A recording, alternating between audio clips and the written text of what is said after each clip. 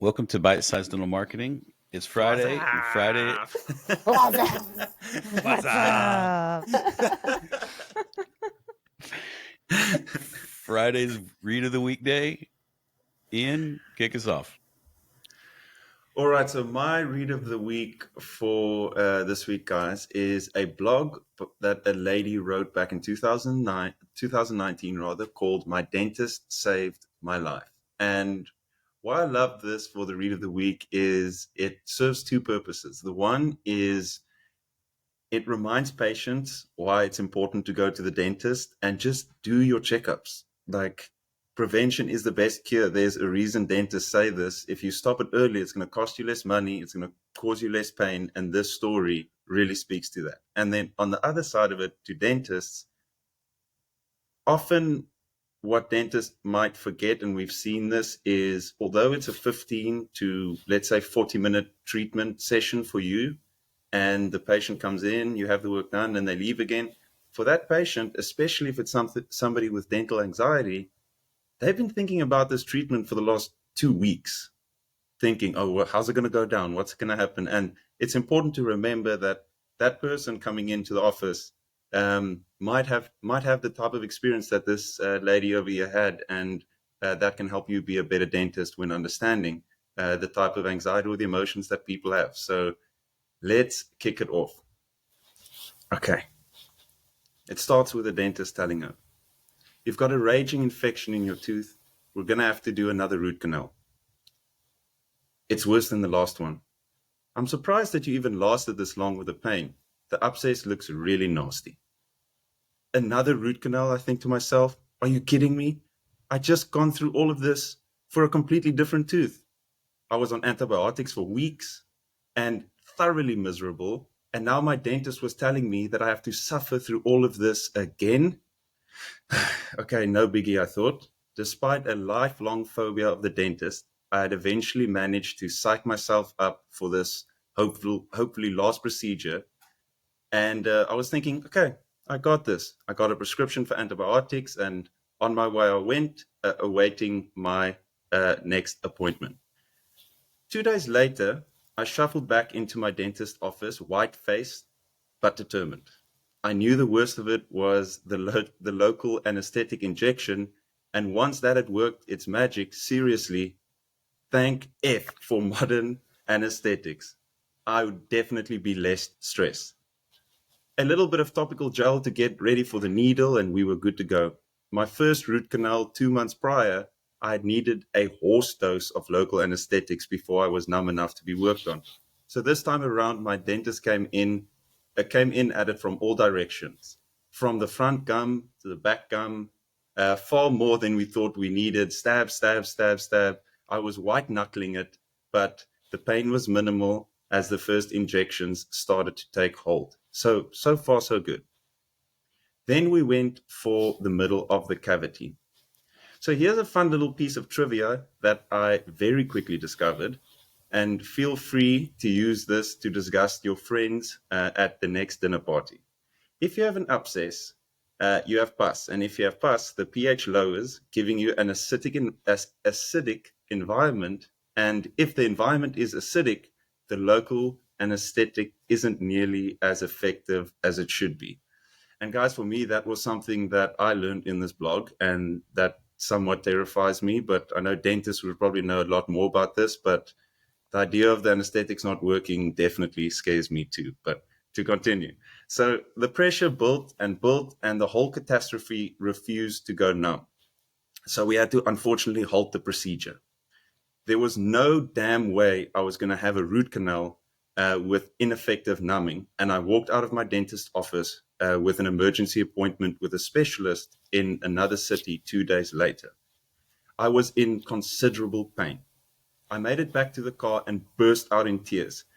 He said the acid and pain, and now I need to see a new dentist, and I can't anymore, and home and drugs. I need drugs. Can't do it again. Pain, help, damn it. Where's the drugs? I blabbered to my husband, who looked terrified. I was a mess, snot, tears, and the whole package. So let's pause here to give a little bit of background. When I was younger, I didn't see the dentist nearly as often as I thought I had to. That's your first clue. Your second clue is that as an adult, I should have been way more aware of how absolutely vital dental health is to your overall health. And I just wasn't. I let my childhood phobias carry over into adulthood, and for that sin, I'm currently doing the appropriate penance. It had taken me a very long time to work up the courage to walk into a dental office in the first place.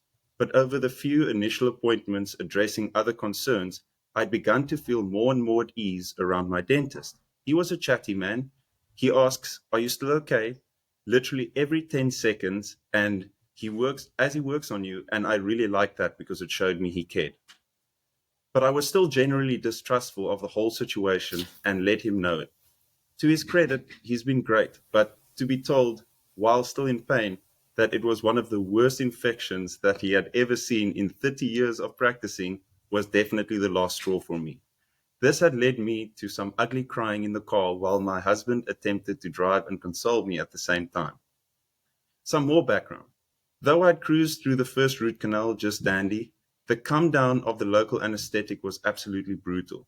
I used to hold crowning during childbirth as a height of my known pain scale, but that night, after the first root canal, I entered into a whole new realm of pain, and I didn't even have the abscess at the time. So to say I was freaking out at the prospect of another psych me up aftermath of this next root canal was an understatement.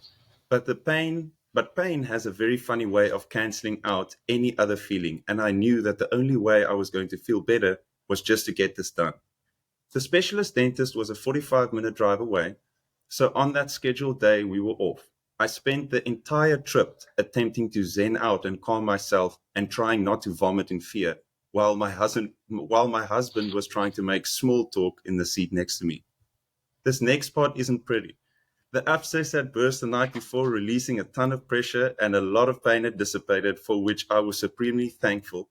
But to see that stuff leaking out of your face, not a pretty sight, but at least I didn't even care at this point with the pain I was feeling. I nervously peed 4 times in the hour before the procedure. And it's an odd sensation, feeling the vibration of tools inside of your skull, but without any pain. It wasn't fun, and if anybody tells you a root canal is fun, definitely run, because that person clearly has no soul. But the new dentist didn't seem to have put as much local anesthetic in as my regular dentist. For my first root canal, I've had a couple of hours of blissful, pain-free life before the come down knocked me out and sent me howling to my bed, but not this time. I began to get concerned as we walked back to the car. I could feel most of my face and I wasn't drooling anymore. By the time we got out of the lift into the multi-level car park, I suspected I wasn't going to make it home before the numbing wore off. By the time we exited the car park, I knew it. As soon as I realized that what was about to happen, I began to rummage through my bag for some ibuprofen that I always have on me. But it wasn't there. I had no pain medication whatsoever on me, and I was still miles away from home. What followed was a 45 minutes of pure hell. There's no other way to describe it. If I had scared my husband 2 days prior with the snot crying, he was about to question his whole existence. I've had 3 kids, and I know how pain works. It's there for a purpose, but dental pain is something entirely else. Dental pain comes directly from the devil himself. So for me, I was really, really lucky. Serious infections like the one I had can spread to the brain and cause all sorts of scary problems. Dental issues are also linked to heart disease in my case for both my parents, who have had bad heart attacks, and one of which was fatal, and 3 out of 4 grandparents that had heart problems. I'm already in a big-ass risk category, but I had no idea about the connection between dental issues and the brain, and I know now. I'm still on heavy antibiotics after a successful procedure and feeling pretty damn miserable, but the worst is over. I'm pain-free and just feeling a bit beat up. You can't mess around with your health. Putting these appointments off will only lead to worse problems down the track. Trust me. And if my terrible tale of woe serves as any purpose, let it be as a prompt for you to reach for that phone and schedule your next checkup. I have no doubt that had I been keeping up my twice-yearly dental visits, they would have spotted the early potential problems long before it became this serious. Pain is often the first indication that something is wrong, and in our busy lives, it's easy to just take a quick pill to deal with it. I'd been doing that for a long time, and in turn, my tooth had gotten far worse for months before my body finally stopped taking my crap and gave me a crisis I needed to deal with. Please, I'm begging you, don't be like me. Don't let it get too far. Make the appointment. It might just save your life. And I mean, I can relate to a lot of that, and I think we all can. So a very real experience of a patient for dentists to look at. And as I said, for all you patients out there, don't wait.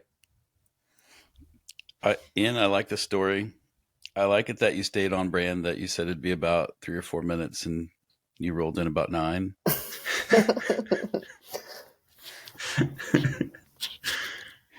So what's you know, next? What's next? what's next?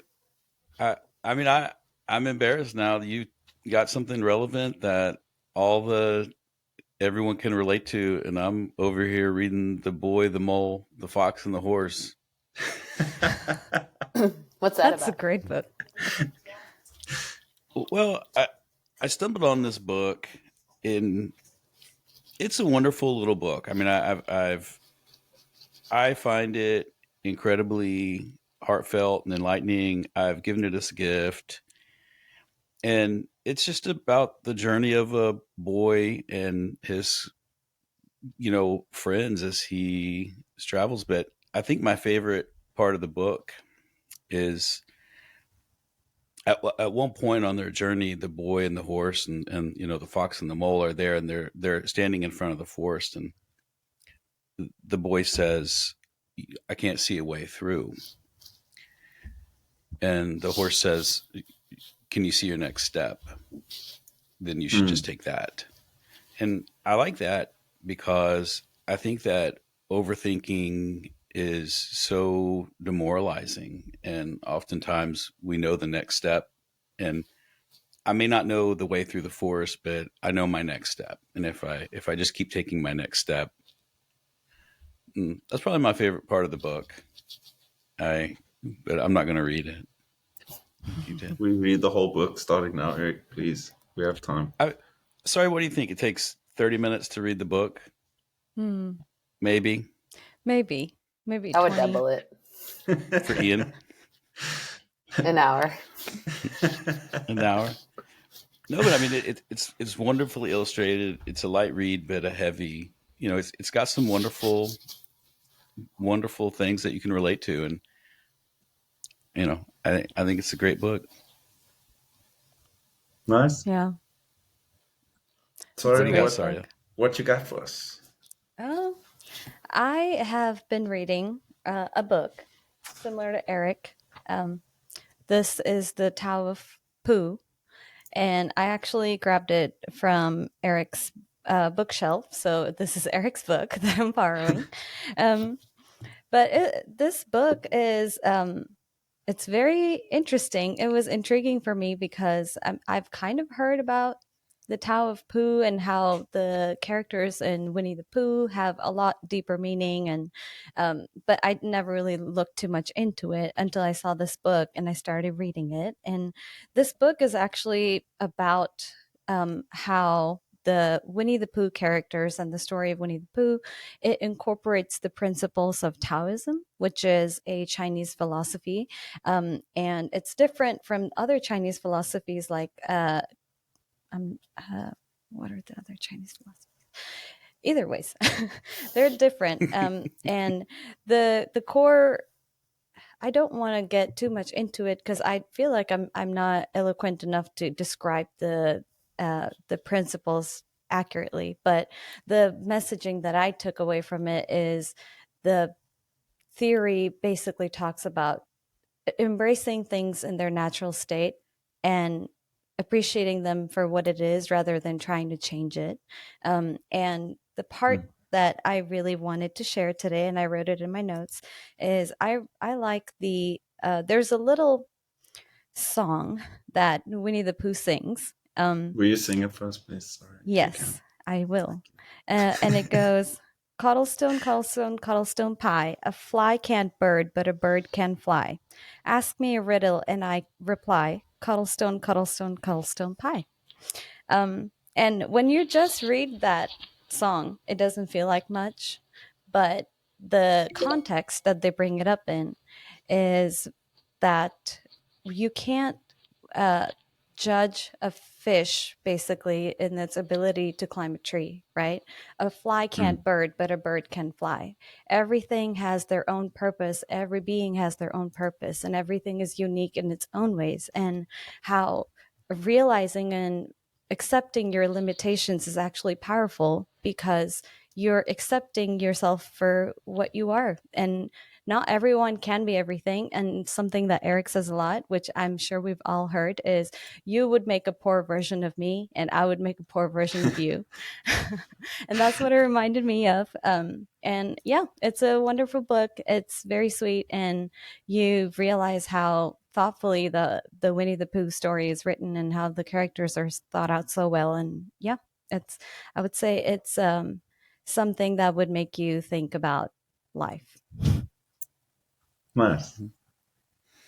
It's a good book. I think it's where I got, the phrase, you need to love me for me, not, or I'm a poor version of the man you think I should be.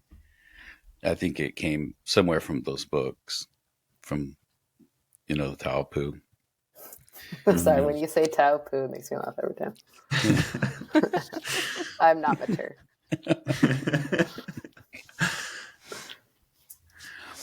Kristen, what are you reading these days? Reddit. Okay, I know it sounds dumb, but I actually learn a lot from Reddit. Or at least sometimes it gets me thinking about topics. Like I read Life Pro Tips. I don't know if you guys go there a lot. Yeah, but I am one that a fellow member. You are? Okay. Mm-hmm. There's one that I read that was posted yesterday. It says, if you are a talkative person, get in the habit of questioning what you gain by sharing information with the people you talk to. Sometimes knowing when not to talk is just as important as knowing what to say. This has been a huge theme in my life of listening and learning to talk. For me, it's actually the opposite. I don't talk enough sometimes, or a lot. When I was growing up, I didn't talk enough. I would just listen. So I became a very intense observer. But when it was, the spotlight was turned on me and it was my turn to talk, I didn't know what to say. And in this Life Pro Tip, they talk about conversations in terms of taking up space. So when I'm talking or when you're talking, you're taking up the space of that conversation, and knowing the ebb and flow of coming in and out, it can be very graceful or very awkward depending on who's dominating versus allowing other people to speak. I like what you said about the space, looking at it as taking up space in the conversation. Is it an 80-20? Is it a 40-60? Is it a 50-50? And to judge. But I haven't thought about it that way. It's nice. Yeah. It's definitely like a dance, I think, when it comes to conversation, of letting someone feel important, but also not making them talk the whole time. And, people, like they say, people will always remember how you made them feel, not exactly what you said. I like that.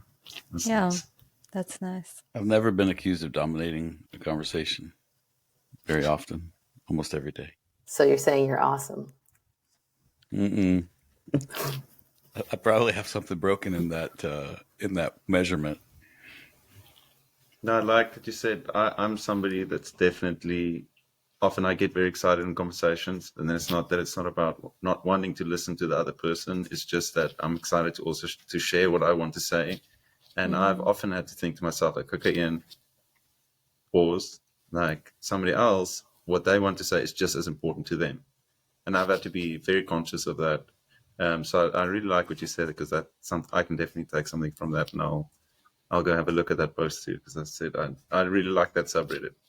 It's It's a good one. Yeah, it's a good Sometimes, one. though, the best answers are in the comments. I don't know if you guys always read the comments. Like, there'll be the main post, and you're like, that's okay. And then you read it, and you're like, oh my God, this is the gold. Reddit is the comments. That to me is like, that's what makes Reddit so special. It's the comment section. I love it. All right. Well, that was the read of the week and your bite of dental marketing. Bye-bye. Yeah.